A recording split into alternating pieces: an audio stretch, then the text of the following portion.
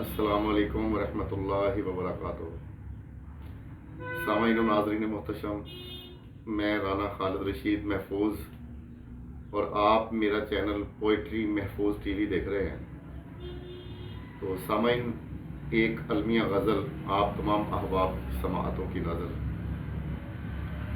تو لکھا ہے کہ تیری رہ گزر سے کانٹے صدا چنتا رہا ہوں میں، تیری رہ گزر سے کانٹے صدا چنتا رہا ہوں میں، کچھ تو آہٹ سی فضاؤں میں سنتا رہا ہوں میں، اور نیند کب آتی ہے محو شوق لقا کے پاس،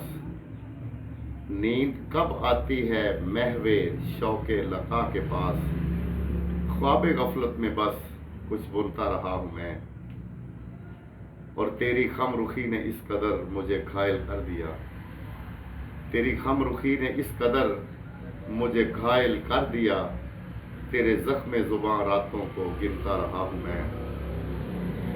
اور دنیا کے سوز و ساز کی پرواہ نہ تھی مجھے، دنیا کے سوز و ساز کی پرواہ نہ تھی مجھے،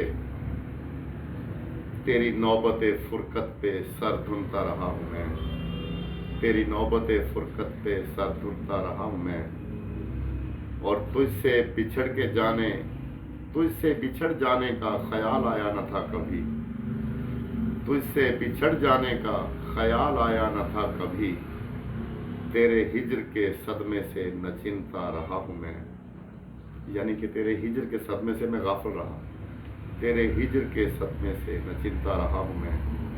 تیری رہ گزر سے کانٹے صدا چنتا رہا ہوں میں، کچھ تو آہٹ سی فضاؤں میں سنتا رہا ہوں میں۔